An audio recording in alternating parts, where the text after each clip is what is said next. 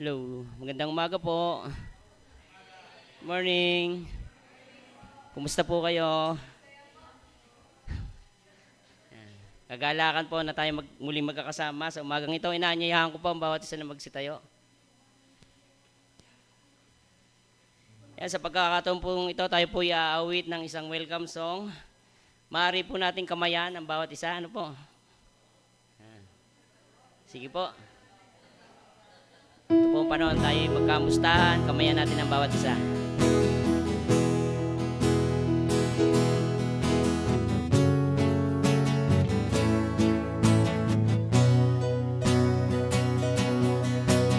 Though we are many, we are one body. We are one body in Christ. Sige po, kumayan po natin ang bawat isa. We are one body. We are one body in Christ. We are one body in Christ. One faith in the Lord Jesus Christ, binding us together in one cause.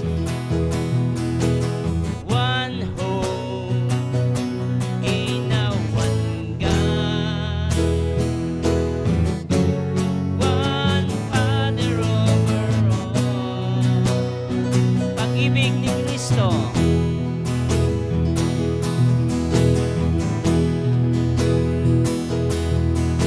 Purihin ang Panginoon. Siguraduhin niyo po, nakamayan niyo po ang bawat isa. Pinagbuklod tayo. Purihin ang Panginoon.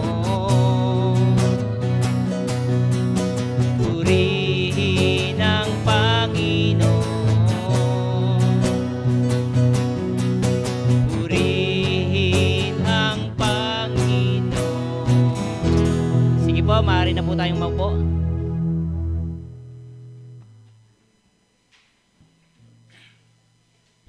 Isang kagalakan na magkasama-sama tayo bilang magkakapatid ngayong umaga. Ang inyong mga ngiti ay pinagmumula ng kagalakan sa puso ng bawat isa at sa sama-samang pagtitipon na ito na ang ating layunin ay sambahin ang ating Panginoon. Tayo ngayon ay maghahanda para sa ating sama-samang pagsamba ngayong umaga. Ika-13 Lord's Day sa taon ng 2026. Ang Diyos ang ating pastol. Pinapakain niya tayo, pinapainom, inaalagaan. Siya ang pastol na handang ibigay ang kanyang buhay para sa kanyang mga tupa. And we are forever grateful sa kanyang pagliligtas sa atin na ito.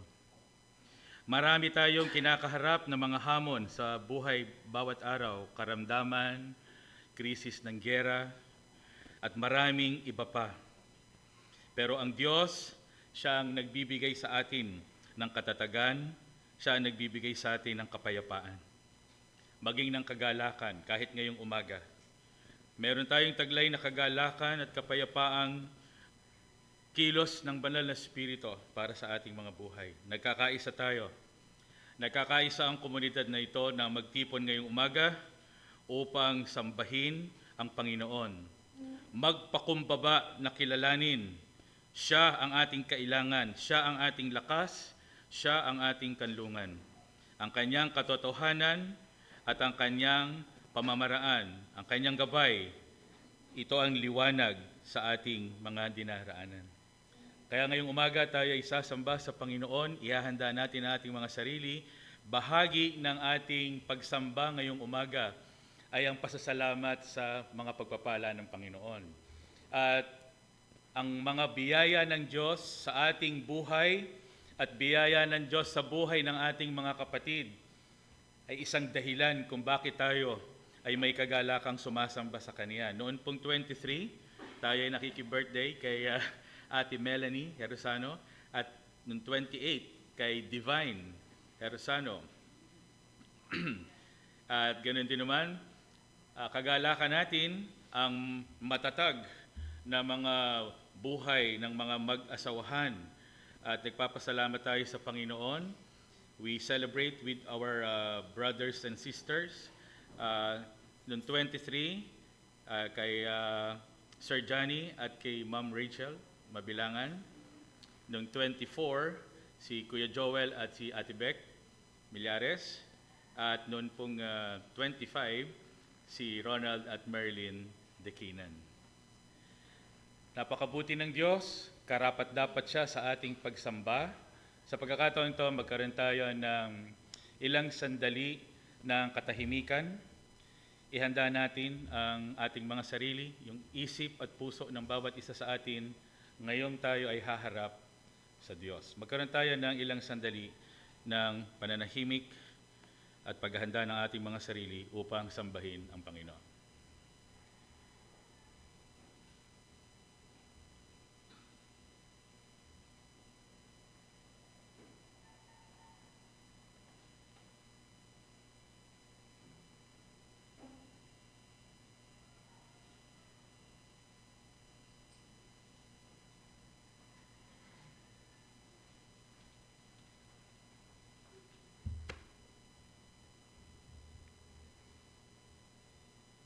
Inaanyayahan po ang kapulungan na tumayo para sa pagbasa ng salita ng Diyos mula sa aklat ng mga awit. Huwag kang mabalisa dahil sa masama. Huwag mong kainggitan, liko nilang gawa. Katulad ng damo, sila'y malalanta. Tulad ng halaman, matutuyo sila. Umasa ka sa Diyos ang mabuti gawin at mananahan kang ligtas sa lupain. Kay Yahweh mo hanapin ang kaligayahan at ang pangarap mo'y iyong makakamtan. Ang iyong sarili sa Kanya italaga, tutulungang ganap kapag ika'y nagtiwala. Ang kabutihan mo ay magliliwanag katulad ng araw kung tanghaling tapat. Sa harap ni Yahweh ay pumanatag ka, maging matyagang maghintay sa Kanya. Huwag mong kainggitan ang gumiginhawa sa likong paraan, umunlad man sila. Bilang paghahanda po sa ating pagsamba ngayong umaga, sabay-sabay po nating bigkasin ang samba. Ready? And sa iyo, O kataas-taasang Diyos, buong pagpapakumbaba kaming sumasamba bilang isang komunidad ng mga tinubos sa iyong biyaya. Ang aming pangunahin at pinakamahalagang pananagutan ay ang sambahin ka na aming manlilikha dahil sa iyong kamangha-manghang gawa. Marubdob po naming hangad kami na ang buhay, pagkilos at pagkatao ay iyong hawak. Ay ang sambahin ka sa espiritu at katotohanan upang lalong lumalim ang aming pagkakilala at ugnayan sa iyo. Buong puso naming itinatalaga ang aming sarili hindi para sa aming kapurihan at kasiyahan, kundi para sa iyong kaluwalhatian at kaluguran. Alay namin sa iyo ang pinakamataas na pagpapahalaga, parangal, paggalang at papuri, ngayon at magpakailanman. Amen. Tayo po ay manalangin. Ama naming Diyos na makapangyarihan sa lahat, tunay na kayo lamang ang Diyos na banal, makapangyarihan at karapat-dapat sa aming pagpupuri at pagpapasalamat.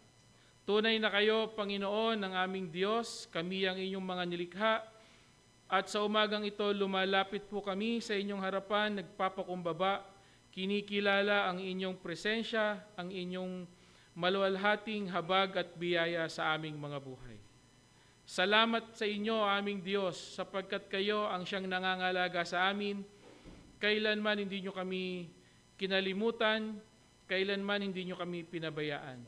Sa umagang ito, Panginoon, kinikilala namin na ang lahat ng aming tinataglay, lahat ng nasa amin, tanging sa iyo nagmumula.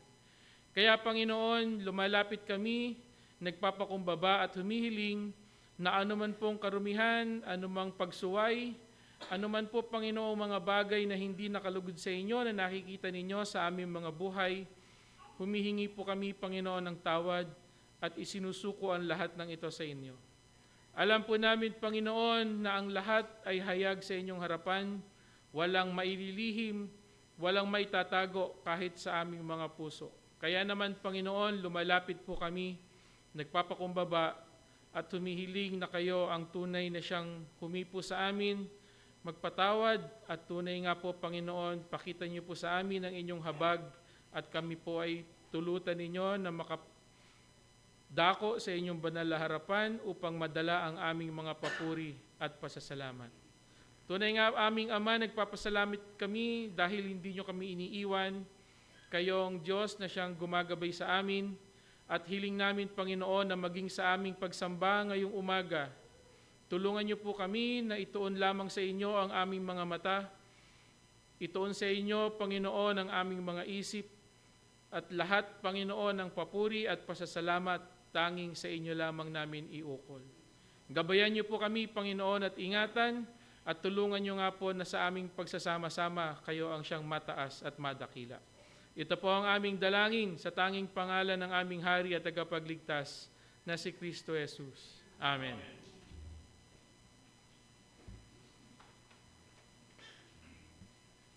Yung buhay po na meron tayo ngayon ay pagpapala mula sa Panginoon. At kung paano po tayo nakakasamba ngayon, ito po ay pagpapala pa rin. Kaya sa umagang ito, patuloy tayong sumamba sa pamamagitan ng pag-awit o bukal ng pagpapala.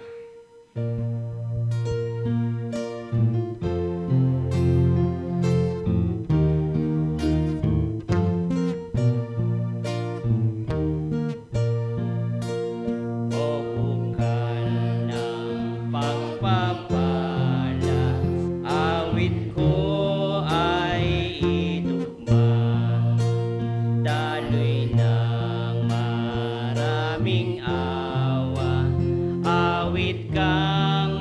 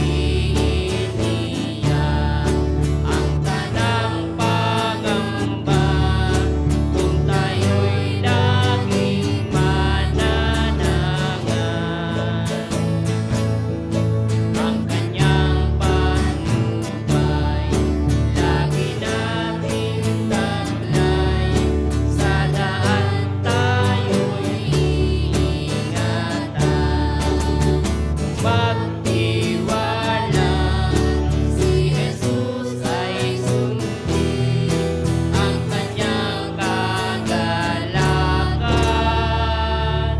laging sasaatin. Kung ang ating buhay sa kanya'y alay, ang pag-ibig niya'y kakamtin. Ang bawat biyaya at lahat ng tuwa ay palagi ang sasaatin. Magtiwala, si Jesus ay sundin ang kanyang kagalakan, laging sasaatin. Kay tamis manali sa kanyang pag-ibig, kung siya'y ating sinusunod. At kahit nasaan tayo pag-utusan, kung puso tayong maglingkod, magtiwala, si Jesus ay sundin ang kanyang kagalakan, laging sasaatin. Sa Diyos po ang papuri, makakaupo na po kayo.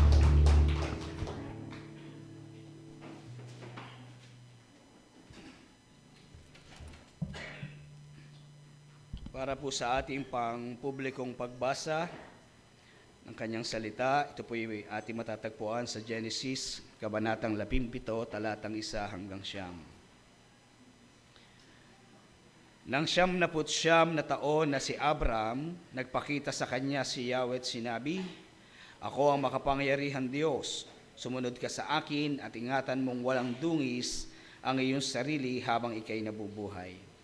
Ako'y makikipagtipan sa iyo at lubhang pararamihin ko ang iyong lahi." Pagkarinig nito'y nagpatira pa si Abram, sinabi pa sa kanya ng Diyos, "Ito ang aking tipan sa iyo. Ikaw ay magiging ama ng maraming bansa. Hindi na Abram ang itatawag sa iyo, kundi Abraham, sapagkat ngayoy ginawa kitang ama ng maraming bansa. Pararamihin ko nga ang iyong mga lahi at magtatatag sila ng mga bansa at may magiging hari sa kanila. Tutuparin ko ang aking pangako sa iyo at sa iyong lahi habang panahon at ako'y magiging Diyos ninyo.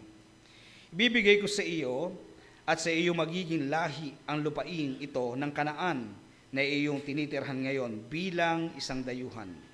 Ito ang magiging pag-aari nila sa habang panahon at ako ang kanilang magiging Diyos." Sinabi pa ng Diyos kay Abraham, "Ikaw at ang lahat ng susunod mong lahi, saling lahi, ay dapat maging tapat sa ating kasunduan."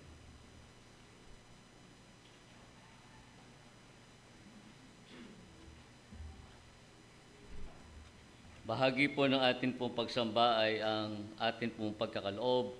At sa umagang ito, inaanyayahan ko po kayo na habang binibigkas natin ako'y isang katiwala, nawa yung patuloy na mga pananalita ay patuloy nating naisin ang mga bagay nito ay ating masunod bilang mga katiwala ng ating Panginoon.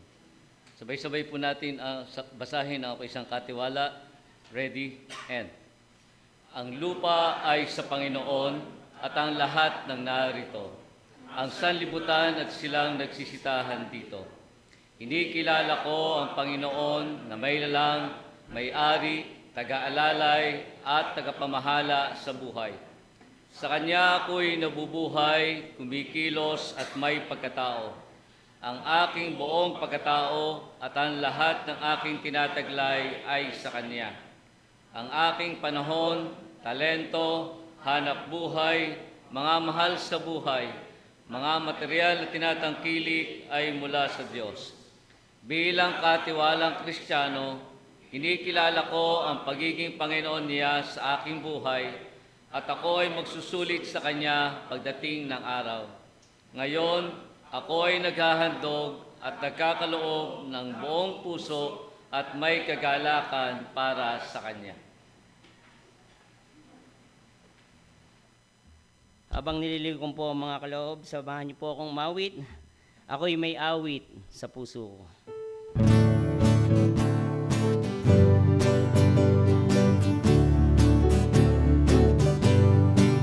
Ako'y may awit sa puso ko, si Jesus ang nagtulong.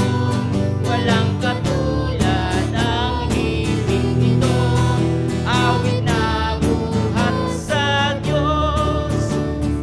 Awit sa puso'y anong tamis, himig na kay ganda, awit ng tinubos. Awit sa puso'y anong tamis, tungkol sa pagsinta ng Diyos. Mahal sa puso ko si Kristo, na humugas sa sala. Pinagong lubusan ang buhay ko, pinuspos ng pagsinta. Awit sa puso'y anong tamis, himig na kay ganda, awit ng tinubos. Awit sa puso'y anong tamis, tungkol sa pagsinta ng Diyos. Paksa ng awit ko'y si Kristo, na umibig sa akin. Mga anghel makakasama ko, at siya'y pupurihin. Awit sa puso'y anong tamis, himig na kay ganda, awit ng tinubos. Awit sa puso'y anong tamis, tungkol sa pagsinta ng Diyos.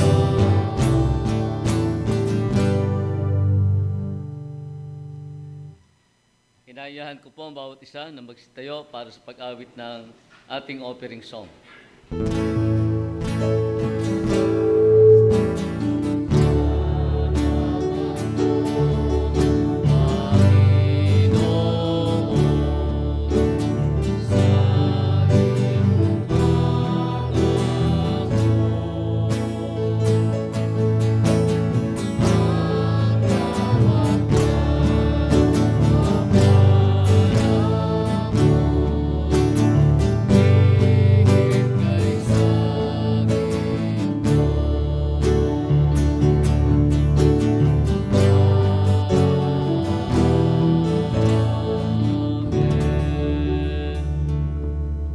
Tayo po'y manalangin. Ama naming Diyos na banal at makapangyarihan sa lahat, tunay nga po na sa umagang ito, bilang bahagi ng aming pong pagsamba, nagmumula sa aming pong mga puso ang mga handog at kaloob na ngayon nasa aming harapan at kinikilala namin na ang lahat ng ito ay nagbubuhat sa iyo. At salamat aming Panginoon dahil sa nakalipas pong buong isang linggong muli ng aming pong mga buhay, patuloy pong ipinararanas sa amin ang biyaya ng buhay, ng lakas na nanggagaling sa iyo. At ang pangangailangan sa bawat sandali sa aming pong mga buhay, alam namin ang lahat ng ito ay iyong kinakatagpo. At marapat po sa umagang ito na tunay nga bilang aming Diyos na kinikilala, na sa bawat pagkakataon na kami po ay nagkakaloob at naghahandog, masumpungan mo nga po kami na tunay na nagtatapat. At ito yung tunay na nais mo sa amin bilang iyong mga anak. Sa bawat sandali, sa bawat saglit ng aming pong mga buhay, kami masumpungan mo na nagtatapat sa iyo bilang aming Panginoon at sariling tagapagligtas. Kaya naman marapat na ibalik namin po sa iyo ang lahat ng ito, na may pagpupuri at pasalamat sa tanging pangalan ng aming Panginoong Yesus. Amen.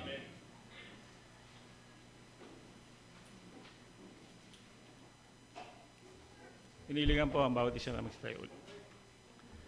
Para po sa text reading, buksan po natin ang ating mga Biblia sa Colossus, chapter 1, verse 9 to 12.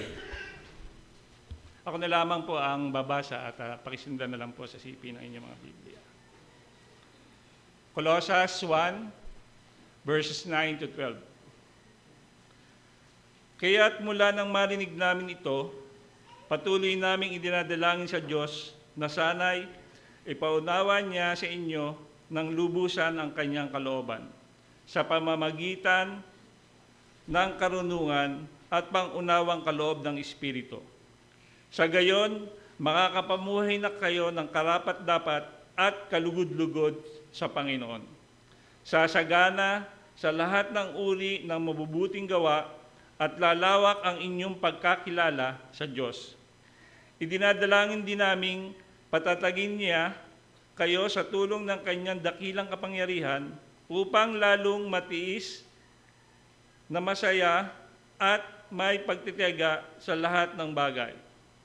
Lagi kayong magpapasalamat sa Ama sapagkat minarapat niyang makabahagi kayo sa mga pangako ng Diyos para sa mga hinirang na nasa liwanag. Pagpalain po ang pagkabasa ng salita ng Panginoon. Sabayan niyo po ako sa... Okay na po.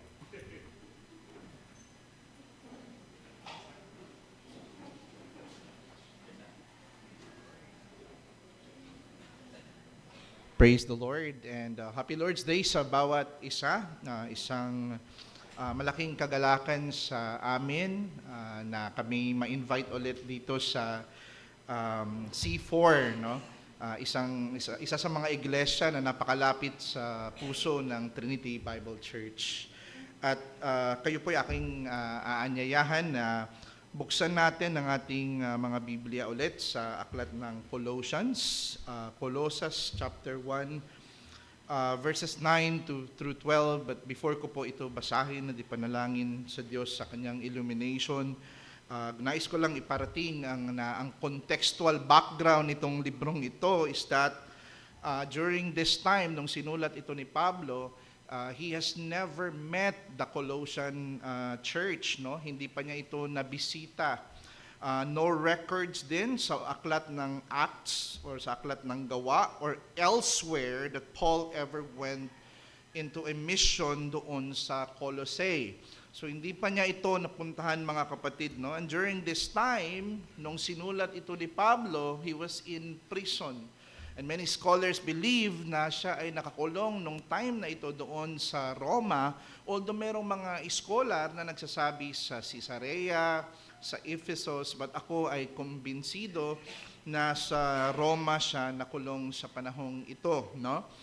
And during this time, nakapagbigay siya, nakakuha siya ng idea kung anong nangyayari doon sa Church of Colossae dahil binibisita siya doon ni Epaphras, no? And malinaw doon sa Colossians 4 verse 10, Colossians 4:18 na siya ay nakakulong talaga nung time na isinulat niya ito. So si Epaphras, itong pastor ng Colossae, he was visiting the Apostle Paul to bring the good news kung anong nangyari dito sa mga miyembro ng Church of Colossae, kung paano sila umunlad sa kanilang pananampalataya, paano sila nag-increase sa knowledge, even though dito sa Colossae, ito'y parang site of idolatrous site ito. Nandito yung mga maraming Diyos-Diyosan na sinasamba surrounding the whole city of Colossae. But the people that are here are worshiping God and are growing in their sanctification. So, yun po yung brief background po nitong aklat ng Colossae. Now, I will try to read again sa Colossians 1 verses 9 through 12. Babasahin ko po siya, mga kapatid, sa English Standard Version. And here's the word of the Lord. And so, from the day we heard, we have not ceased to pray for you, asking that you may be filled with the knowledge of His will in all spiritual wisdom and understanding, so as to walk in a manner worthy of the Lord, fully pleasing to Him, bearing fruit in every good work, and increasing in the knowledge of God, being strengthened with all power according to His glorious might, for all endurance and patience with joy, giving thanks to the Father who has qualified you to share in the inheritance of the saints in light. Let's pray to the Lord for the reading of the word. Our great Father, you are so gracious and loving to us.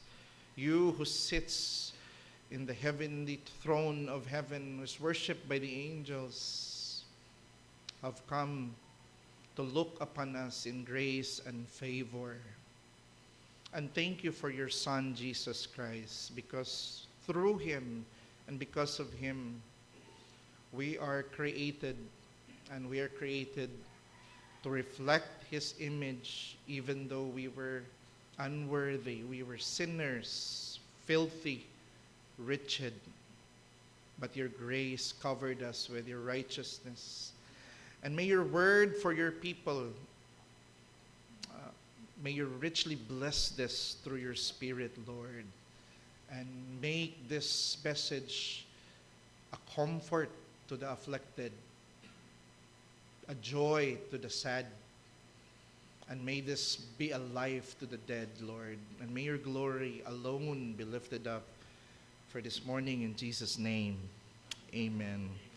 While I was reading this text, nung binasa ko siya, while I was pondering on this text that I choose to preach ngayong umaga, I just couldn't help but remember those good old days when I was assisting a pastor for the very first time doon sa prison ministry back there in Cebu. I was assisting him at a very young age at that point. Siguro high school pa ako nung time na yun. And when I got there, no, nung unang pasok ko doon sa cell block at mga selda ng mga preso, medyo nagulat ako at kakaiba yung atmosphere, parang hindi ako sanay, no? And at that point, it made me wonder at first why almost every person doon sa lugar na yon kilalang kilala ang aking pastor at close siya doon halos sa lahat ng mga preso. So until such time that it dawned on me na siya pala ay once was a prisoner, kaya kakilala niya yung mga preso doon. But he was once like them. He was also a sinner, nakasuhan din siya, but not anymore. Hindi na siya, after almost more than 20 years there nabilanggo siya, he was no longer the same person he was before. At ang reason yun, no, mga kapatid, ay dahil sa Ebanghelyo. At nung isa sa mga sermon na naalala ko is that he said in his sermon that he wants to spend even his last breath in the service of our Lord Jesus Christ. So his life has been changed because of the gospel. And what changes his direction? No? It's not because he suddenly changed his mind. It's because there's a sort of miracle na nangyari sa kanya na binago siya ng Diyos at yung direksyon niya ng buhay niya ay nakaayon na po ito sa Ebanghelyo. Kaya ang message natin sa umagang ito is that a life changed by the gospel is a life that strives to live worthy of it. Ang buhay na binago ng Ebanghelyo ay isang buhay na nagsusumikap na maging karapat-dapat dito. No? Ang dalawang bagay ang titingnan natin sa umagang ito, to live worthy of the gospel, is number one, to walk increasingly in knowledge. And number two, to walk fruitfully in good works. Yung dalawa lang ang ating titingnan for this morning, to walk increasingly in knowledge and to walk fruitfully in good works. Now, but before we get there, no, ang salitang to walk in a manner worthy of the Lord, ito'y nagre-refer or it pertains sa asal o behavior na naaangkop sa pagiging disipulo at ginamit ito ni Pablo 3 times in this book of Colossians, one of which is in Colossians 2:6. Sinabi niya, therefore as you receive Christ Jesus the Lord, If tinanggap nyo ang Panginoong Yesu Kristo, ang sabi niya dito, so walk in Him, no? To walk means to align your behavior, your demeanor, your way of life in accordance to the Lord's precept, to the Lord's conduct, no? In Colossians 3:7, sabi niya dito, in these you too once walked when you were living in them. Colossians 4:5, walk in wisdom towards outsiders, making the best use of the time. Every time ginagamit niya yung walk, hindi yung literal na naglalakad, no? But it pertains to the manner of life. Ang punto dito is napaka-glorious ng gospel that is entrusted to us, to all the believers. And here's the thing, kung ang ebanghelyo, if ang gospel is the best news that every ear would hear, kung ito yung pinaka-the best sa lahat ng magandang balita na napakinggan natin, or if this is the best thing that the tongue could utter, and if it is the best news na sinabi ni Pablo, so blessed and newsworthy of all acceptation, then if this is so great, no, we are challenged na ihanay natin yung ating pamumuhay sa ebanghelyong tinanggap at ating ipinapangaral, no? We are going to align ourselves to the gospel that we receive and to the gospel that we proclaim. And yes, ito ay malaking challenge sa atin na mamuhay as worthy servants ng Panginoon, no? This seems to be a high standard. Who can become worthy to live for the gospel, no? Unnecessary, mga kapatid, na mataas talaga ang standard because it corresponds to the infinite heights of the majesty of God's person. This gospel is the gospel of God in the first place, no? And because this is the most amazing news, therefore yung buhay din natin, iayon natin sa kadakilaan ng Ebanghelyo. But on the other hand, nakakamangha ang biyaya ng Diyos sapagkat hindi nakadepende sa ating performance o gawa upang matanggap natin ang blessing ng gospel, right? Hindi nakabase siya sa ating good works, pinagkaloob na sa atin ito bago tayo tinawag na mamuhay na karapat-dapat sa Ebanghelyo. And it is a high calling. And every one of us here are called to live worthily for the gospel.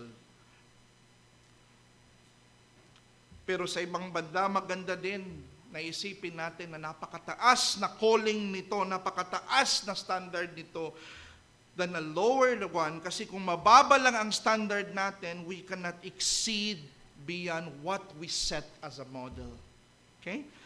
Wika pa ni Spurgeon, he that aims at the moon will shoot higher than he that aims at a bush. Sa Tagalog, ang nagtatangkang tumama sa buwan ay may mataas na maabot kaysa nagtatangkang tumama lamang sa damo. No? This is a high calling, the high standard. And left on our own, hindi natin kaya, no, na maging worthy sa gospel. Hindi natin kaya. Pero tayo'y aasa sa biyaya at tulong ng Diyos sa buhay natin upang itong ebanghelyo na ating idinideklara, ipinapangaral, itinuturo at pinapakinggan ay magiging worthy tayo na ambassador dito. This was not given to the angels, to the powerful cherubims. It was given to the believers. And you and I are stewards of this great news. And ang calling sa atin dito in verse 9, sabi ni Pablo, he was praying after niya nalaman na itong taga Colossians have this faith and have this love for one another.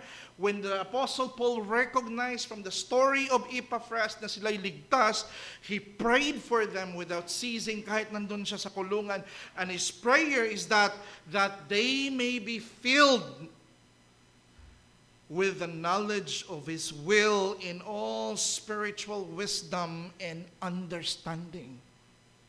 Knowing that they are saved, the apostles' prayer now is that they may be filled, na sila'y mapuspos ng kaalaman.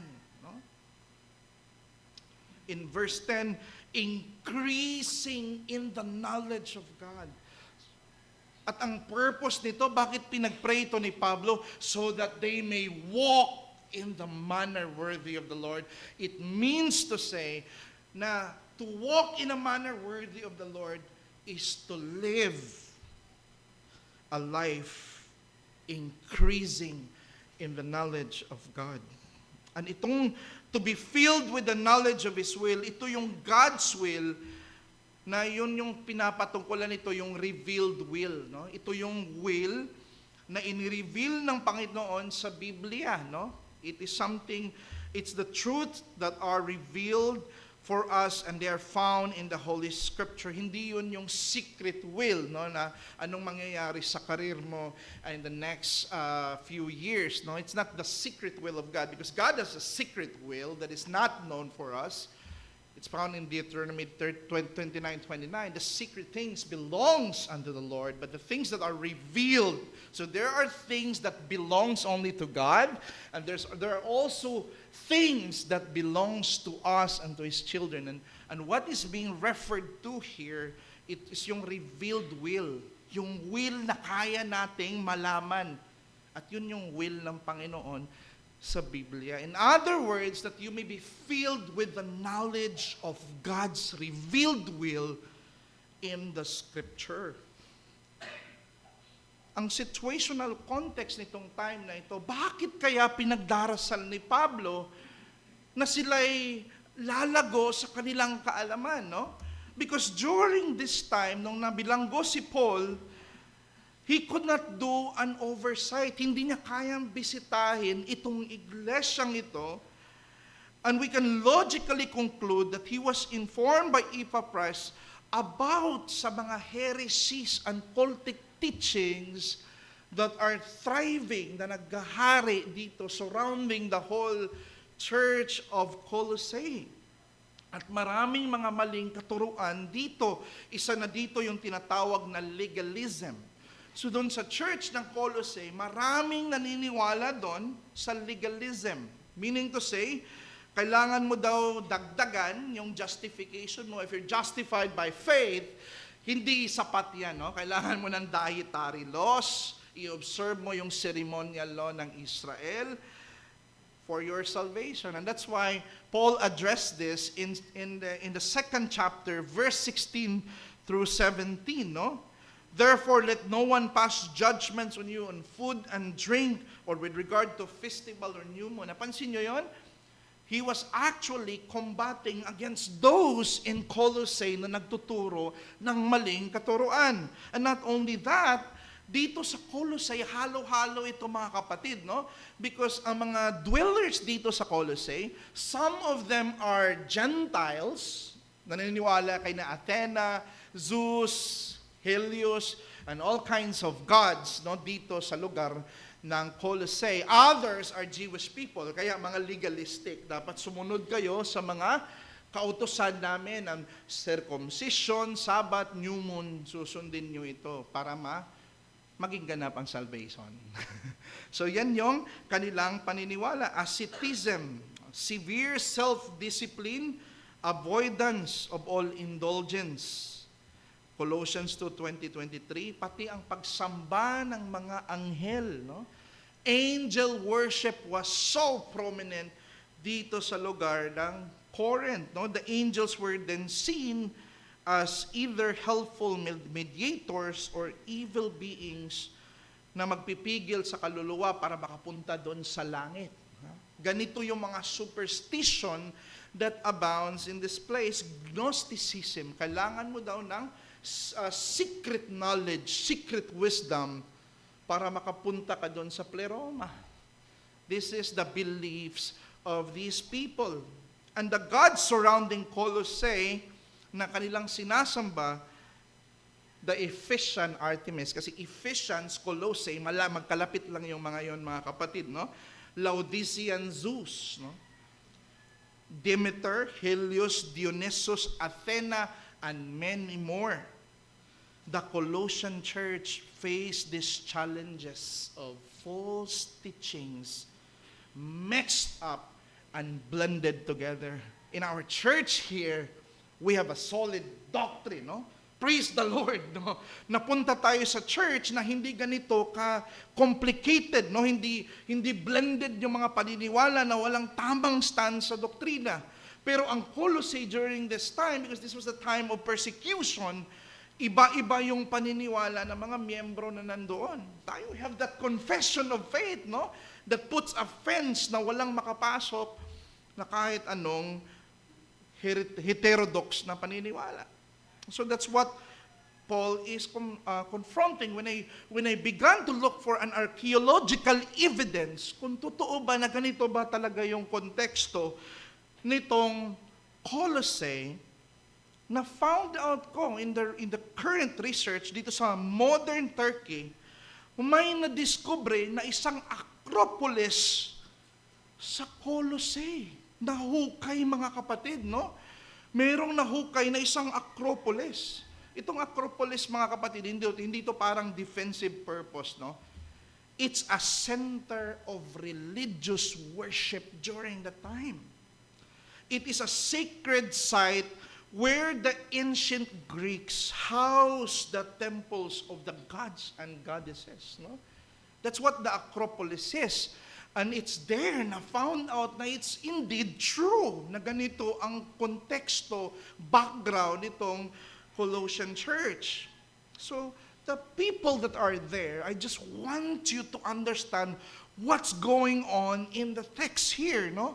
The people in Colossians, in Colossae, under sila sa threat na may divert ang kanilang paniniwala, ma-divert ang kanilang paniniwala sa maling mga katuruan, no? If hindi sapat ang kanilang kaalaman sa katotohanan ng Panginoon, delikado sila. Paul, seeing this urgency, made it his regular supplication. Pinagdarasal niya lagi, without ceasing, na mag-i-increase ang mga taga-Kolosas sa kaalaman. And brothers and sisters, marami nagsasabi ngayon, no? Usong-uso ngayon yung slogan na hindi mahalaga yung doktrina. Ang mahalaga lang magmamahalan tayo, you're just doing good to your neighbor. Knowledge is not important, theology is not important. Well, that is absolutely wrong. At never po nagturo ang Bible ng ganong kaisipan, no? Napakahalaga ng knowledge because our lives, itong buhay natin, are governed by the things that we know. Yung mga bagay na alam natin, yan yung nagda-drive, nag-go-govern sa actions na ginagawa natin. And any practice that is without knowledge is blind and unguided. Sabi ng book of Hosea 4 verse 6, my people are destroyed for the lack of knowledge. They were destroyed for the lack of knowledge. What happened to the story of Israel? They worship other gods. They abandoned the law of Yahweh. The kings were taught, were commanded, get the copy of the book of the law, meditate the content of it day and night when you go to Canaan. But what happens to the kings? If we know the story of the kings, all of those kings depart from the true knowledge of Yahweh, depart from the true knowledge of God. And that faulty knowledge led to the demise and ruin of Israel. And this is the goal of every believer na sila ay mapuspos na mga katotohanan na nasa scriptures because it's not just one part of the scriptures that you ought to know. The whole counsel of God, because everything that is contained in the scriptures is God's word intended for you. No? It's intended for all of us. That's God's words will be saturated sa buong buhay ng isang mananampalataya. That His knowledge of God will grow in them on a deeper level. No? Masaturate yung mind, yung heart niya sa salita ng Panginoon. Yet Paul qualifies this statement. Baka isipin natin na ang kailangan lang natin is intellectual na satisfaction. That's not what Paul meant, no? Hindi lang yung intellectual aspect, no? Rather, sinabi niya dito, he qualifies it in all wisdom. In all wisdom and understanding. Verse 9. Now, the Greek word for understanding, because ang original na New Testament, mga kapatid, is Koine Greek, right? Yung Old Testament, it's the Hebrew, the classical Hebrew.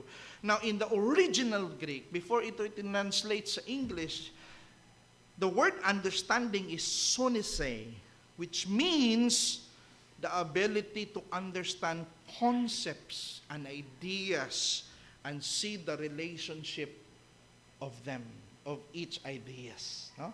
That's sonise. Yung pangalawang word ito, with all wisdom and understanding, right? Wisdom is Sophia.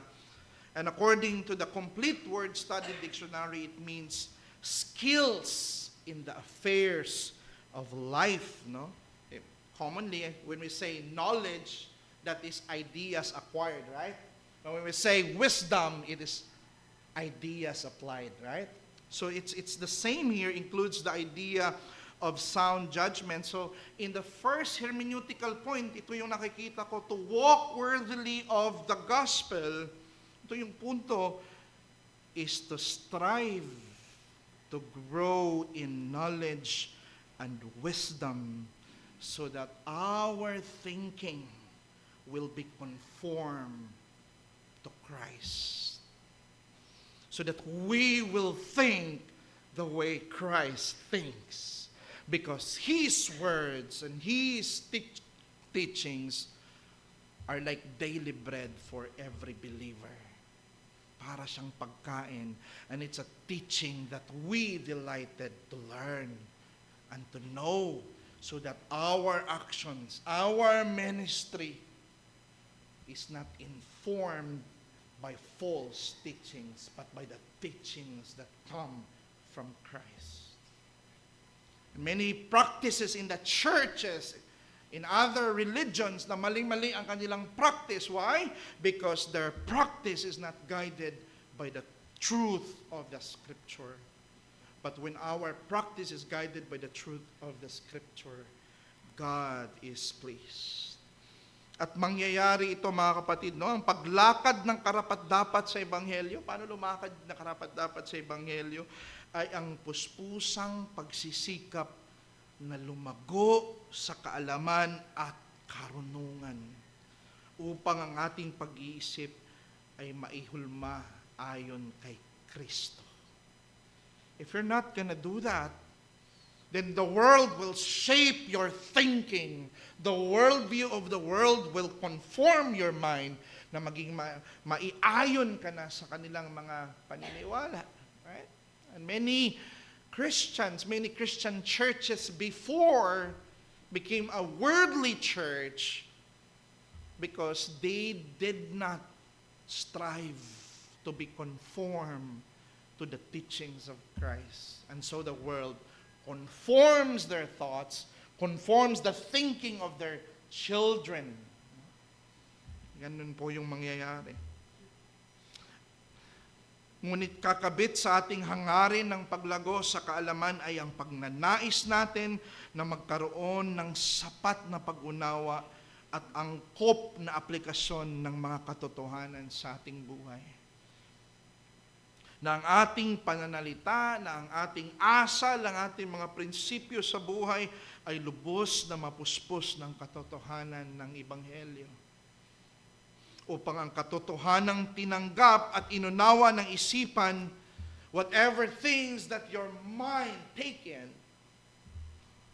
will take root in your heart And it will naturally flow in your actions and in your demeanor. That when people see you, they see Christ in your life. At napakahalaga nitong knowledge na nanggagaling sa Biblia in Ephesians 4:14-15 para hindi tayong magiging parang mga bata daw na tinatangay na lang ng mga alon at dinadala-dala ng bawat hangin ng aral sa pamamagitan ng pandaraya ng mga tao, sa pamamagitan ng mga kanilang mga katosohan sa paraang mapandaya. So if you don't have a foundation, if you don't have knowledge of God in the Bible, you could easily be carried away by the winds of doctrines. No? Bibisitahin ka na lang ng isang Jehovah's Witness or INC, bibigyan ka na lang mga verses na mga twisted verses, and because you don't have that solid foundation, because you don't strive to learn more about God, you can easily be carried away. It's like a dead fish that goes by the current, right? Kaya ang challenge sa atin, huwag tayong maging allergic, no, sa doktrina. Pero kung doktrina lang ang meron tayo, walang action, walang conversion sa paggawa ng mabuti, pagmamahal sa mga may hirap, pagbisita sa mga may sakit, pag-alaga sa mga matatanda, kung wala tayong ganong virtue, then our knowledge is lame. Parang pilay yung ating knowledge, right? It doesn't have limbs to walk. And it should not be. Instead, sikapin natin na uunlad sapagkat itong mga katotohanan na ito, yung truth na nandun sa Biblia, yung mga katotohanan dito na ipinapangaral sa atin, ito yung magiging kaparaanan ng Diyos upang ikaw ay lalago sa iyong sanctification. Na ikay lalago sa iyong kabanalan because there's no other means. It's the Word of God.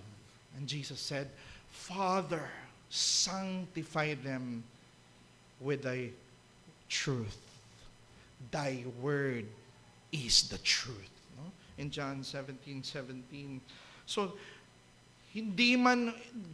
it doesn't have na kailangan mo maging sobrang talino, hindi kailangan maging mabilis ang growth mo sa knowledge, but you are progressing. Nagsisikap ka kahit paunti-unti, right? Nagjo-join ka ng mga Bible study, nakikinig ka diligently ng sermon every Sunday kasi gusto mong matuto because you love the Word of God and you want to be filled with the knowledge of God. Kasi ang paglago, mga kapatid, sa ating kaalaman, if our knowledge will grow, then our devotion becomes deeper. Mas lalong lalawak at mas lalong maging malalim ang ating devotion sa Diyos. Dahil meron tayong tamang karunungan at kaalaman kung sino siya, kung ano siya at ano yung kanyang layunin para sa atin. In every prayer that we make, napakalalim na natin manalangin. At mas lalo nating mamahalin ang Diyos the moment we know Him little by little. The moment you know me little by little, the more you don't like me. But God is an infinite being that cannot be exhausted. So the more you get to know God, the more you learn about Him, you realize that He is an ocean that you cannot exhaust, mga kapatid. And the more you know Him, the more you are delighted with Him. Kaya sikapin natin na lumago sa kaalaman. Basahin natin ang Biblia sa ating bahay. Ituro natin sa ating anak, sa ating asawa, ang mga katotohanan every day. Because this is our compass dito sa mundong ito. Tayo ay parang pilgrims lamang dito sa mundong ito at wala tayong ibang guide or compass that will take us to the path of glory? Nothing but the Word of God. But to walk worthy of the Lord, yes, to be filled with knowledge. But on the other hand, it's also to walk a fruitful life in good works. No? And we see that in verse 10, as to walk in a manner worthy of the Lord, fully pleasing to Him. Anong sabi dito? Bearing fruit in every good work. Bearing fruit, bunga, right? And increasing in the knowledge of God. Pag ang isang puno ay healthy, right? Pag in good health ang isang puno, expected na sagana ito sa mga bunga, right? Nagbubunga ito. Without yielding fruits, we cannot say that a fruit tree is living up to its title being a fruit tree, right? If you say that this is a fruit tree but there's no fruit, is that tree living up to its title being a fruit tree? Diba? Parang hindi siya nag-live up sa kanyang pangalan, no? Bilang isang fruit tree. Now, in the same way, in-encourage ni Pablo ang mga taga-Colossae na mamuhay na sagana sa paggawa ng mabuti. No? Dahil mas lalong, the more ang isang Kristiyano gumagawa ng mabuti, he has that knowledge, now he has that way on how to live in a way pleasing to God, the more he makes good works, lalong nagniningas ang tunay na diwa ng pagiging Kristiyano sa pamamagitan nito. No? The more, para kang isang bituin, no?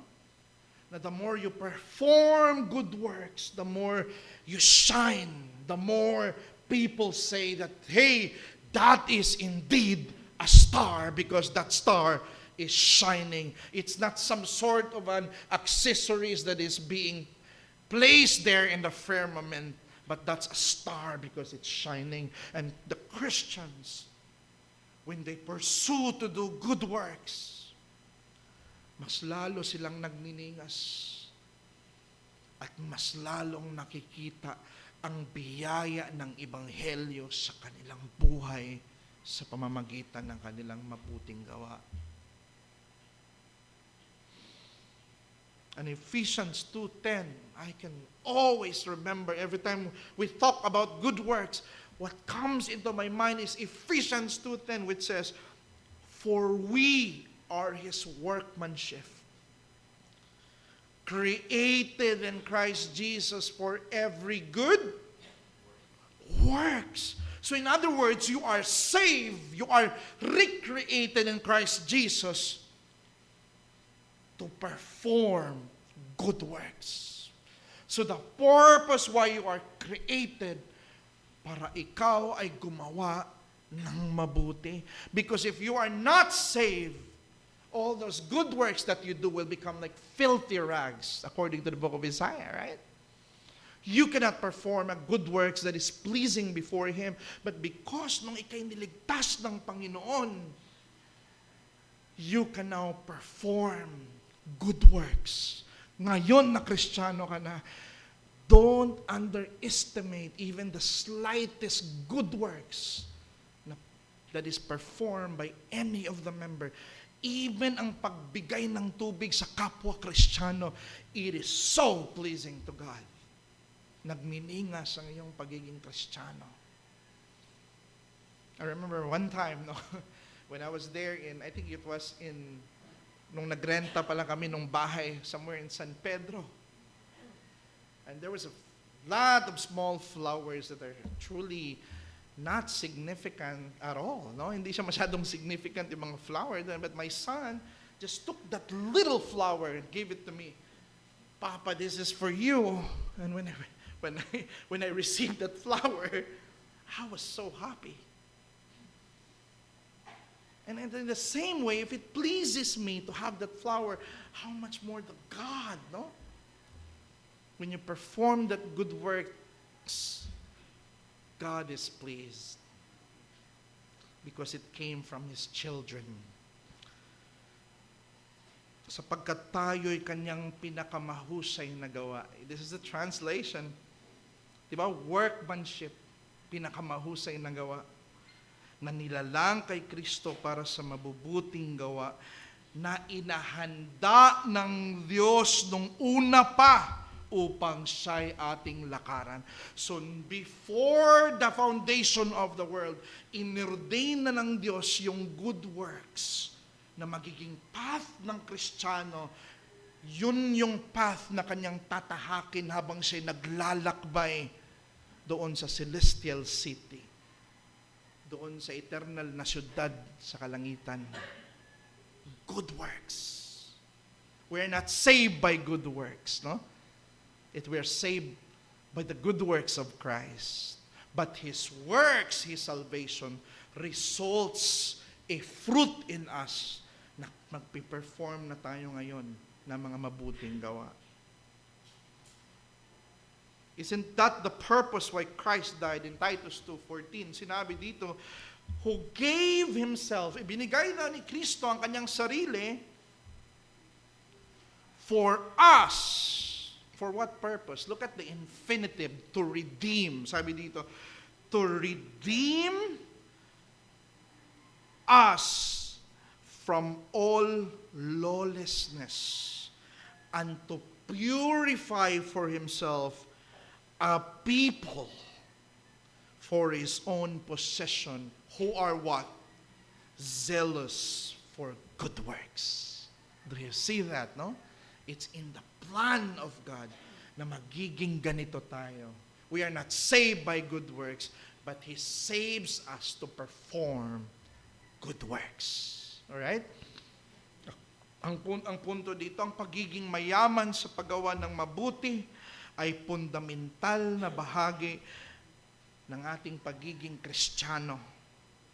Questionably ang ating profession if it is not seen in action. And that's the point of James.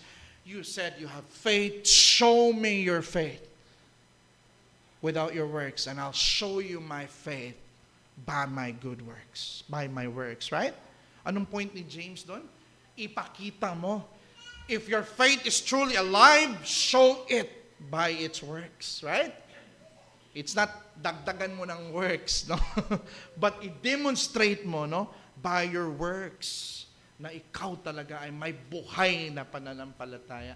Kasi ang patay na pananampalataya, walang works yun, mga kapatid.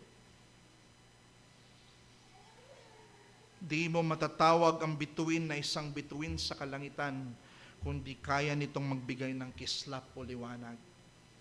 Ganon din tayo na iniligtas ni Kristo, mas may papakita natin sa mundo o sa ating kapwa na tayo ay mga anak ng Diyos sa pamamagitan ng pagiging mayaman sa paggawa ng mabuti. Ang hamon sa atin, sa ating pag-aasal, sa ating pananalita, sa loob at sa labas ng iglesia, ay dapat makita na mayaman tayo sa mabuting gawa. Not to be like Pharisees that just shows up the good works, but to people who performs good works because they want to please God, not people. Right? I heard one sermon of a modern preacher from Reform. If you come to think of it, bakit daw ang isang bang bulaklak na ginawa ng Diyos na napakaganda, na nasa isang lugar kung saan hindi nakikita ng kahit sino man, would God be pleased with that flower? That beautiful flower that is planted in a place in this world that no people sees. Would God be glorified with that flower? And the answer is yes. It doesn't have to have other people see how beautiful that flower is in order to please God, because God sees it, no? And even tayo, na mga Kristiyano na kaya na nating mag-perform ng mga good works, those good works that we perform are so pleasing to the Lord. Do it because you want to please Him. Bilang tayo lingkod ng Panginoon, sikapin natin na maging mayaman sa paggawa ng mabuti. Hindi natin kailangan maging mayaman. Hindi necessary. No? Praise the Lord. Kung i-bless tayo financially, salamat sa Panginoon. Pero hindi natin kailangan maging mayaman para magampanan natin itong good works na ito. No? You can always do kindness to others. Kahit wala kang malaking yaman or saving sa bangko. No? Sa konteksto ng iglesia, kahit ang simpleng pagkumusta mo sa kapatiran. No? Ang pag-pray sa kanila at ang pagdamay sa kanila sa araw ng kanilang kalungkutan at ang pag-celebrate kasama nila sa araw ng kanilang kasiyahan. Kahit ang simpleng gesture na maiparamdam mo sa kanila na nandyan ka para sa kanila bilang isang tunay na kapatid. Dapat dito tayo mas lalong makilala sa ating paggawa ng mabuti sa kapwa. No? Ito ang narinig ni Pablo sa buhay ng mga taga-Colossae na siyang naging comfort niya sa kanyang paghihirap sa kulungan. When he heard that they were growing in love with each other, sa pag-iibigan nila sa kanila sa isa't isa, sa kanilang pag-grow sa knowledge, it comforts him even though nandun siya sa kulungan. No? Kapatid, lingkod tayo ng isang hari. Mamuhay tayo na naaayon sa vocation. No? Huwag nating hayaan na imak ng mundo ang Ebanghelyo dahil sa ill-disciplined natin na pamumuhay. Would you want the world to mock the gospel dahil sa buhay natin na hindi naayon dito? Ang conclusion nito, mga kapatid, to walk worthy of the Lord, it will be a lifetime endeavor. And we will always fall, right? We will always come short to be worthy of Him because we are sinners. Nakasandal lang tayo sa biyaya ng Panginoon, but it is a pursuit that is so noble that every one of us should desire na hangarin natin na maging worthy tayo sa Ebanghelyo ng Panginoon. Because this is the greatest gospel na pinagkaloob ng Diyos sa atin, na ipinagkatiwala ng Diyos sa atin. We fail of this many times in our lives, but huwag kang mawalan ng pag-asa sapagkat may pangako ang Diyos.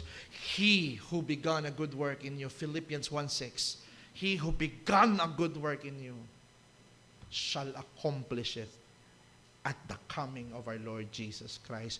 Magpapatuloy na gagawa at kikilos ang Diyos sa buhay mo. Kung ikay tunay na mananampalataya, you will always grow and grow and grow because the Spirit of God is being sent to your hearts, working sanctification sa buhay mo. Ikaw ay lalago. Pero kung ikay hindi pa kaysa kay Kristo and you are here in the church, kung hindi pa si Kristo yung Diyos at Panginoon mo sa iyong buhay, no matter how many self-help books ang babasahin mo, how many mga influencer or mga motivational speaker ang pinapakinggan mo always, hindi ka lalago sa kabanalan because in order for you to grow in holiness, you have to acknowledge that you are a sinner and believe in the Lord Jesus Christ. Now, to believe in the Lord Jesus Christ, it's not just that you agree with the idea that Jesus is the Savior and He died for the sinners. Hindi lang yung idea na naniniwala ka, hindi lang na nag-a-agree ka doon sa idea na yon, but sasandal ka doon sa idea na yon. At yun yung pangawakan mo sa buhay mo, that I have a Savior in this life, and that's no other than the Lord Jesus Christ. That's what belief means, no? Fiducia ang tawag doon, mga kapatid. Trust and reliance upon God.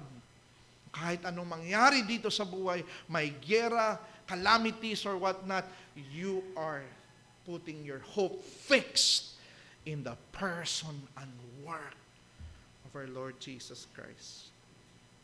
To end this, I just remember when I was working in a BPO company before, I have this teammate na para siyang dead weight na employee.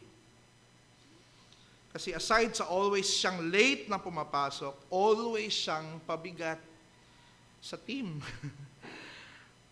There is one incident during his lunchtime, dumiretso siya sa sleeping lounge at natulog siya.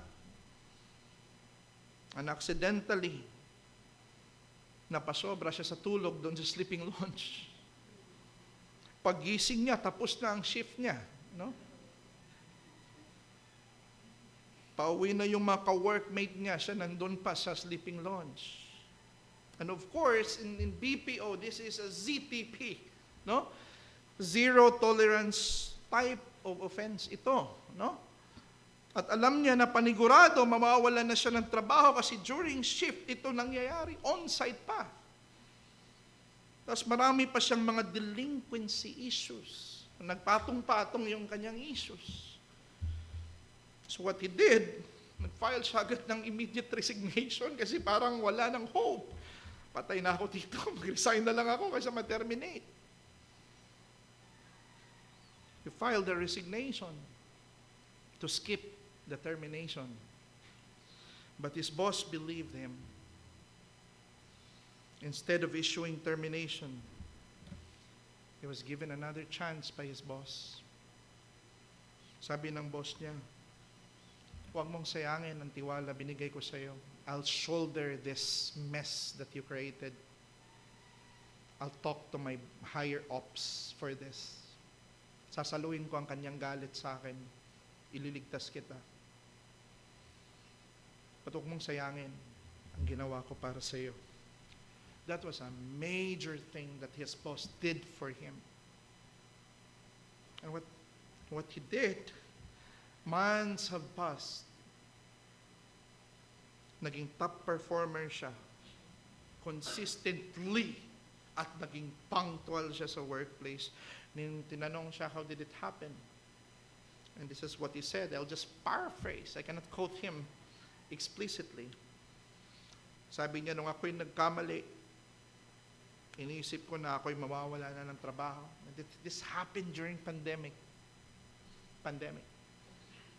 Ngunit sa halip, binigyan ako ng pagkakataon ng boss. Hindi ko karapat-dapat na makuha yung pagpatawad niya. Pero dahil sa kanyang tiwala, dahil sa kanyang ginawa sa akin, nagsisikap akong maging karapat-dapat sa posisyon na binigay niya sa akin. And isn't that similar to what we ought to do given that we are saved by so great a salvation? That Jesus died and came down for you. Doesn't this move us to live worthily for Him? Oh, may the Spirit of the Lord moves our heart to desire to strive to be worthy of this goodness. Let's pray to the Lord. Oh, our Lord and Father,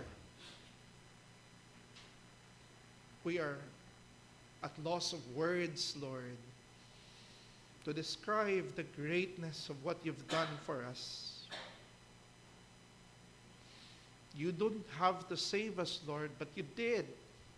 You paid us with your own blood. You took care of us. You saved us from our sin, and you brought us to a church so that we will be taken care of by your people because you cared for your flock. You cared for us. And may this love of yours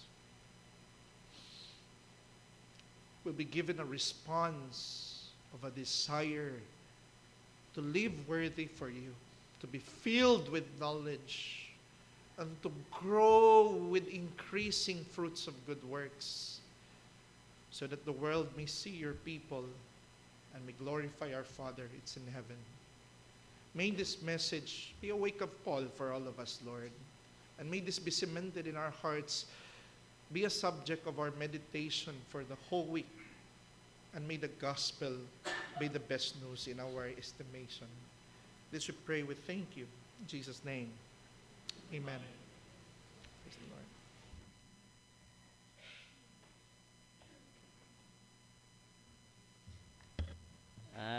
Tumayo po tayo, mga mahal kong kapatid. Nawa itong awiting ito'y maging panalangin ng ating puso to be pleasing you.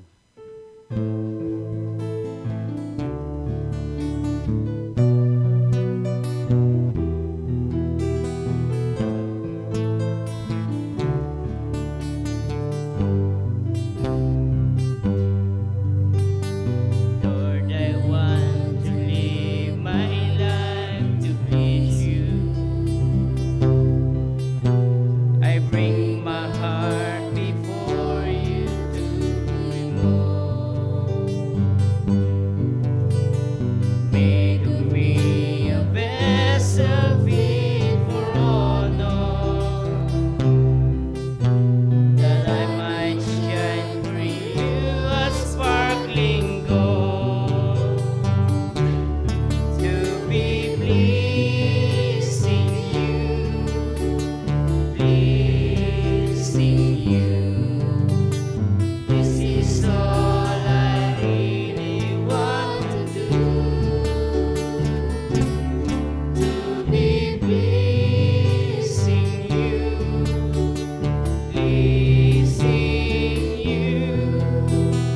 This is all I really want to do,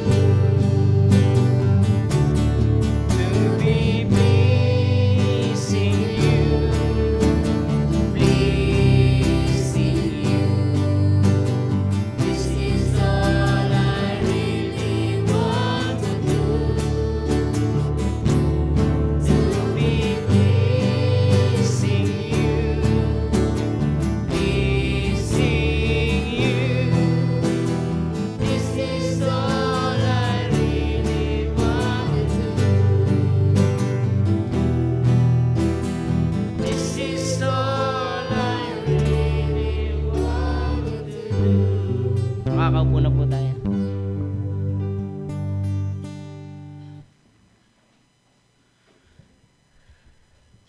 Pinasasalamatan natin ang Panginoon sa mensahe ng kanyang banal na salita, dinala ng ating kapatid, mensahero ng Diyos ngayong umaga.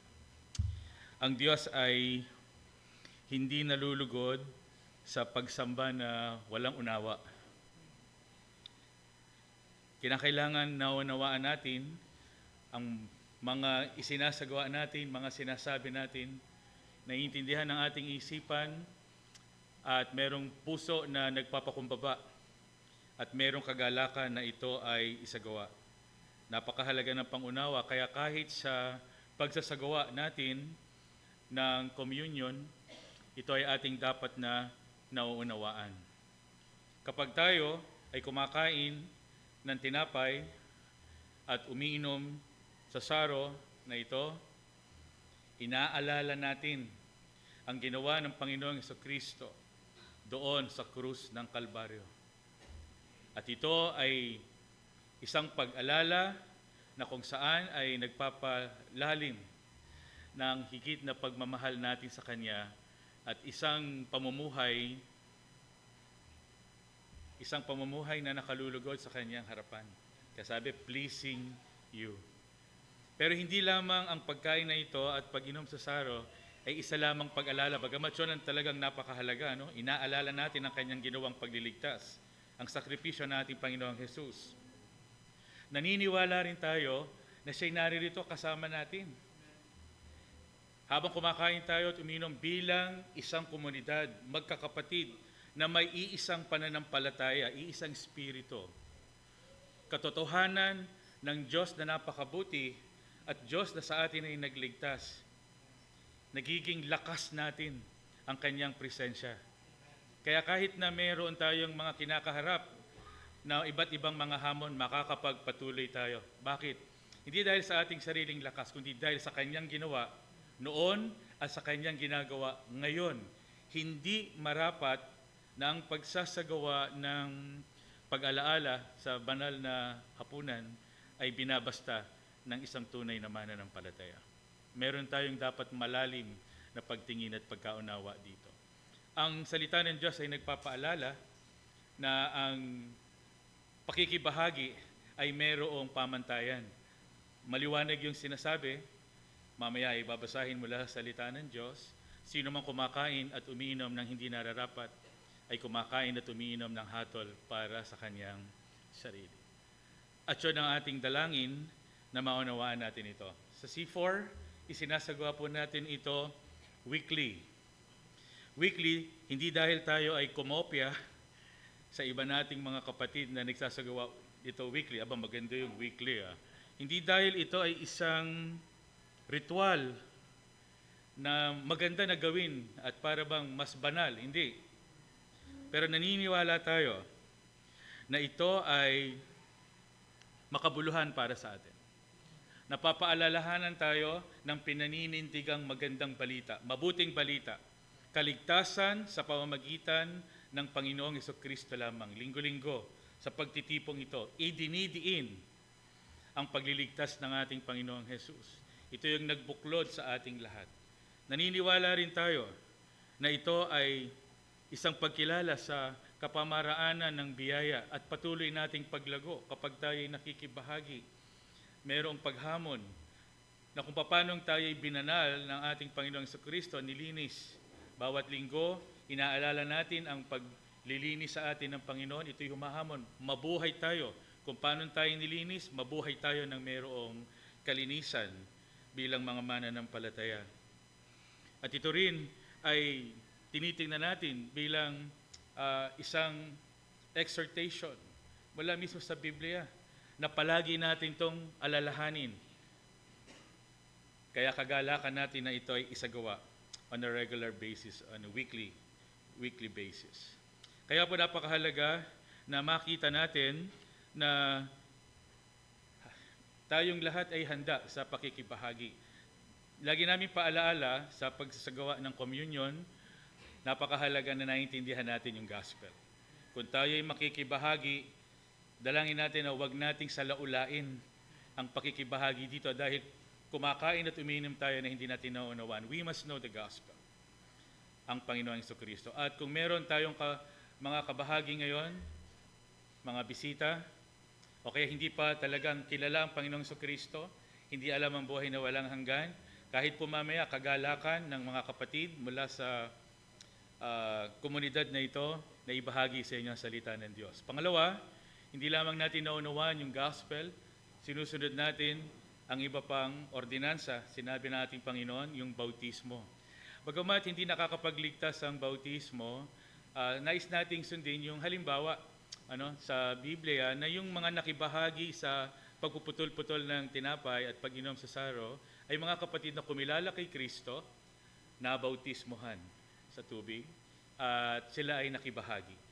At kung meron din po sa atin na sa mahabang panahon ay sinasabi natin kumilala tayo sa Panginoong Jesucristo, subalit hindi tayo nagpapabautismo, merong tayong malaking question mark. Bakit? Ito'y iniutos ng Panginoon, dapat nating sundin. Nagpakita ng halimbawa ang ating Panginoong Jesucristo. Ang kasaysayan ay nagsasabi na ito'y isinagawa ng mga tagasunod ng ating Panginoong Jesus. At kung kayo po ay nagnanais na isagawa ito, kagalakan nating ipaliwanag ito mula sa Biblia at maunawaan ng bawat isa at sa lalong madaling panahon sa kalooban ng Diyos ay magsagawa ng pagbabautismo. Pangatlo, hindi lamang yung malinaw na gospel, hindi lamang yung bautismo, kundi pangatlo po, yun pong pagtatalaga ng ating mga buhay sa isang lokal na iglesia. Sa Biblia po kasi, wala tayong makikita na tunay na mananampalataya na walang local church. Bawat mananampalatayang kumilala sa Panginoong Jesucristo ay kabilang sa isang lokal na iglesia. Maaaring hindi C4, Maraming mga local churches and we can recommend churches na talaga pong biblically sound. Pero hindi po pwedeng wala. Dapat meron tayo. Kung hindi man C4, bagamat kagalakan naming makabahagi kayo ng komunidad na ito, pero hindi po maaaring wala. Kaya kung wala po tayong local church, meron ding malaking question mark, bakit? Suriin natin yung ating sarili. At panghuli, kung tayo po ay, bagamat alam natin ang kaligtasan, tayo nilinisan ng Panginoong Hesukristo, tayo po ay nagpabautismo, meron tayong membership sa local church, lalo kung dito. Subalit meron pong kasalanan na ginagawa tayo na para bang nagpapakita na tayo alipin pa rin. Kasalanang paulit-ulit. Hindi po ito marapat. At hindi dapat natin ikatwirang nilinis na ako ng Panginoon, okay lang na mamuhay ako. Dapat nating maunawaan, kagaya ng mensahe ngayon pong umaga. Kailangan nating makilala ang Diyos, ang kanyang banal na salita, at ito ay bumago sa ating buhay. Dahil tayo po ay mga mananampalataya, dapat na nagpapakita ng bunga ng ating pakikipag-isa sa ating Panginoon.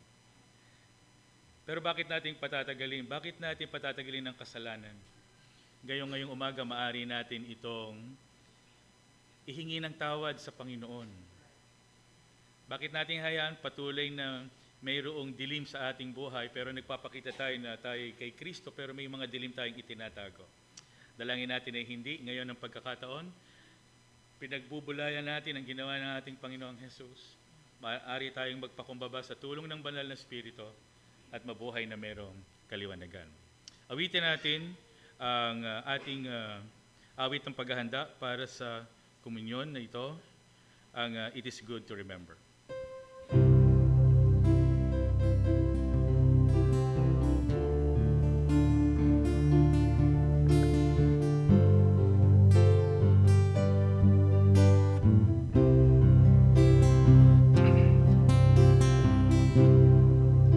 It is good to remember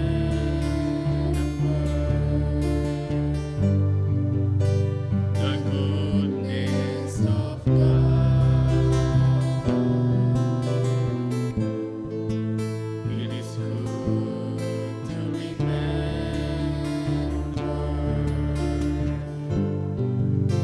the goodness of God. He saved my soul and heals my broken body. He came to die just to set me free. It is good to remember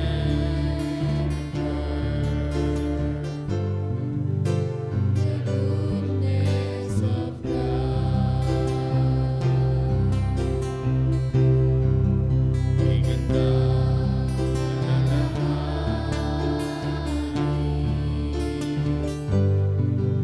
kabutihan ng Diyos. May ganda na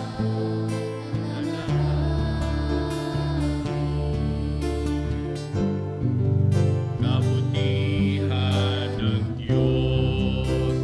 Tayo pong lahat ay magsitayo.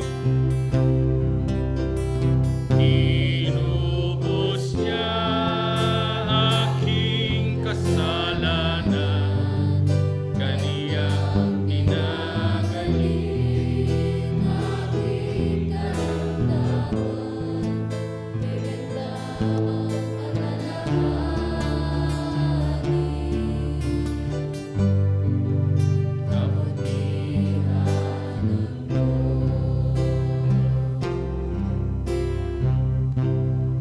Sapagkat tuwing kakain kayo ng tinapay na ito at iinom sa kopang ito, ipinapahayag ninyo ang kamatayan ng Panginoon hanggang sa kanyang muling pagparito. Ang sino mang kumakain ng tinapay at umiinom sa kopa ng Panginoon sa paraang hindi nararapat, ay nagkakasala sa katawan at dugo ng Panginoon. Dapat siyasatin ng tao ang kanyang sarili bago siya kumain ng tinapay at uminom sa kopa. Sapagkat ang sino mang kumakain at umiinom nang hindi kinikilala ang kahalagahan ng katawan ng Panginoon ay kumakain at umiinom ng kahatulan laban sa kanyang sarili. Purihin ang Panginoon sa kanyang mga salita. Makakaupo ang bawat isa. Ipapamahagi ang mga simbolo habang ating inaawit o kay dakilang tunay ng pag-ibig ng ating Panginoon.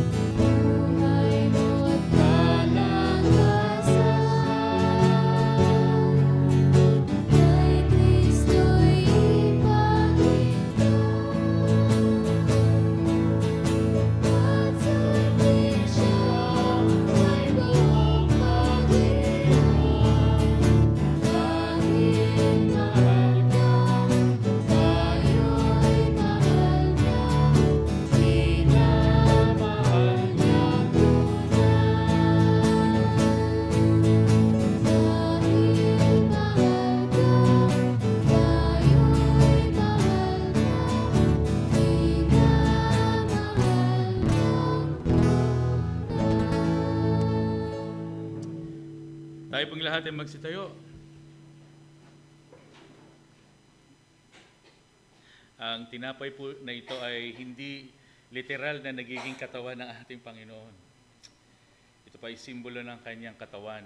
At pag kinain po natin, inaalala natin ang kanyang ginawa, kasama natin siya sa Espiritu ngayon pong umaga, nagpapalakas sa atin, magkakasama bilang mga kapatid. Isang kagalakan para sa atin, yung tayo ay alayan ng Panginoon ang kanyang buhay para magtamo ng kaligtasan. Isang kagalakan para sa atin ang kumain ng tinapay na ito. Sabay-sabay tayong kumain, mga kapatid.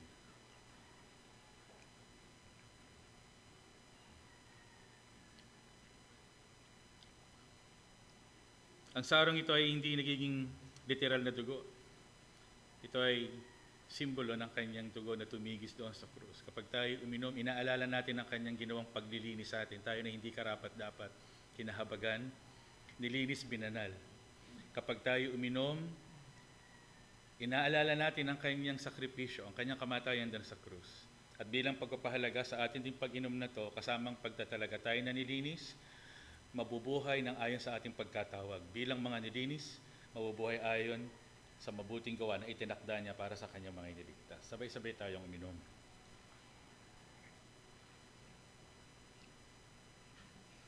Purihin natin ang Panginoon, awitin natin ang Diyos ay purihin. Ang Diyos ay purihin. Ang Diyos ay purihin. Tunay na dakila ang kaniyang pag-ibig.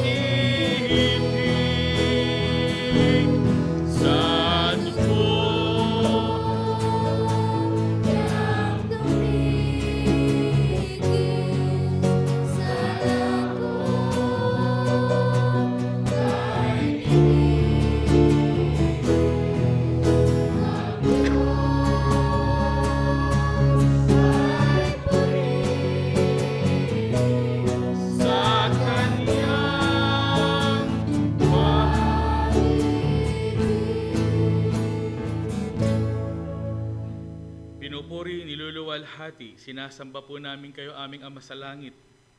Kayo po ang aming soberanong Diyos, nagtakda ng lahat. Makapangyarihan sa lahat, wala pong katulad. Sinasamba, niluluwalhati po namin kayo. Sinasamba, niluluwalhati namin kayo, O Panginoong Hesukristo, ang salita, na simula pa'y naroon na nagkatawang tao, matay doon sa krus. Pagkalipas ng 3 araw ay nabuhay na maguli para sa kaligtasan ng lahat. O Panginoong Hesukristo, itinataas, pinapapurihan, sinasamba po namin kayo. O Banal na Espiritu, ang dakilang kapangyarihan na gumagawa upang ang lahat ng naisin po ninyo, Panginoon, ay maisakatuparan. Kayong bumuhay sa Panginoong Hesus at bumuhay sa bawat isa sa amin, O Banal na Espiritu, niluluwalhati, tinataas, kinikilala po namin kayo. Awitin natin ng doxology. Ang Diyos sa may papurihan, Anak, Espiritong Banal, ng mga taong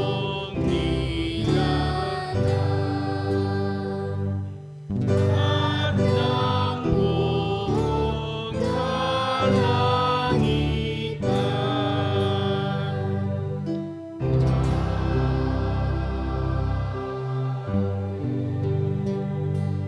Ang Diyos na pinagmumula ng kapayapaan na siyang muling bumuhay sa ating Panginoong Hesus, na naging dakilang pastol ng mga tupa dahil sa kanyang dugo, ang nagpatibay sa walang hanggang tipan.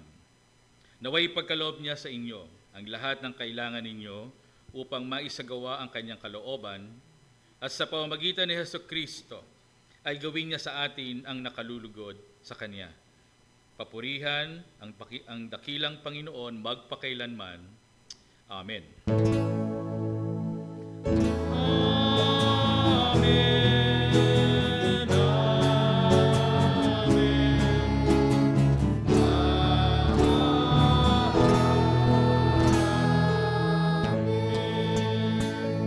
Purihin ng Panginoon, makakaupo ang bawat isa para po sa mga kalatas.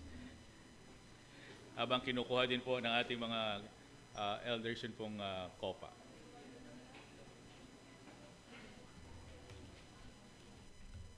Magandang umaga po muli sa bawat isa. Nagpapasalamat po tayo muli sa salita ng ating Panginoon, hatid ng ating Brother Jezreel. Tunay nga po nakakahamon sa bawat isa ang mensahe ngayong umaga. Para naman po sa mga nagpapatuloy nating gawain, praying as one, Monday to Friday, 6:30 a.m. Saturday po, contact lang po natin si Kuya Carlo, 6 a.m. At yung Saturday OFW is 8 a.m. CE virtual class tuwing Tuesday po ito, 7 to 8:30 p.m.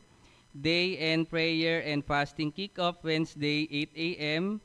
Day of prayer and fasting engaging accountability Wednesday, 12 p.m.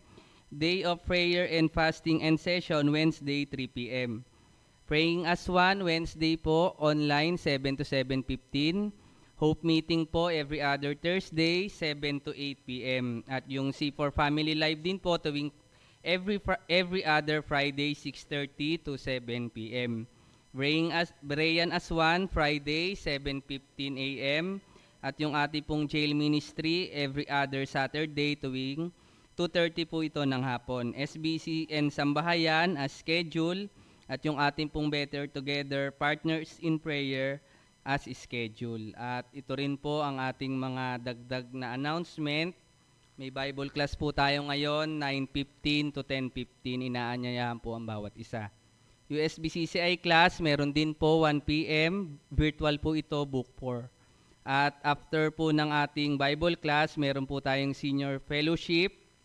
At yung ating pong hiking sa darating na April 2 and 3, ang registration fee po natin, lapit po tayo kay Kuya Lance and Kuya Sander. Kailangan din po nating makahingi ng mga waivers sa ating mga magulang sa mga sasama pong mga kabataan.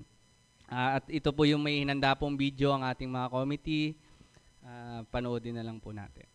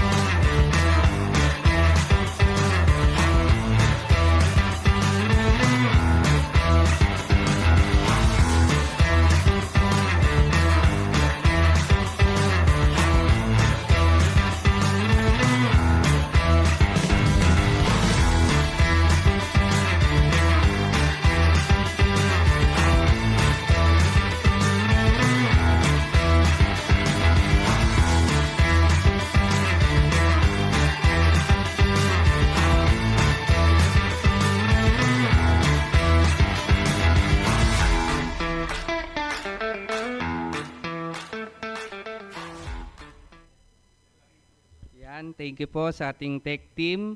At karagdagan din pong announcement, Naga Roy Summer Camp and Family Day.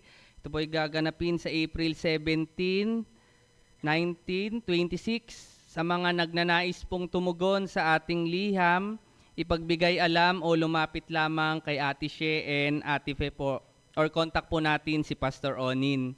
At yung ating pong C4 anniversary, nagaganapin po sa Ponte Verde ay sa araw po ng April 25, 8 a.m. to 3 p.m. At atin pong i-welcome ang asawa ng ating mensahero po ngayong umaga na si Brother Jerstril. Wini-welcome po natin si Ma'am Rowena at ang kanyang anak po na si Kuya Levi.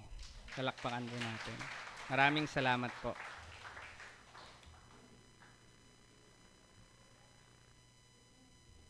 Mga kapatid, tumayo po tayo lahat para sa ating fellowship song.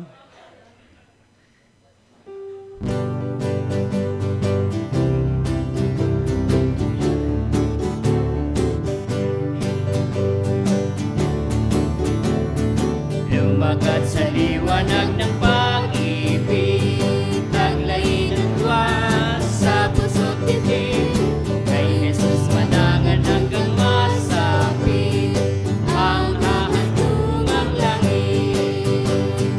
Ating tahakin ang matataas na salungahin, tulong ni Kristo lagi nating kakamtin. Kahit pagod dyan itong sanlibutan, sa ating landas ay humahadang.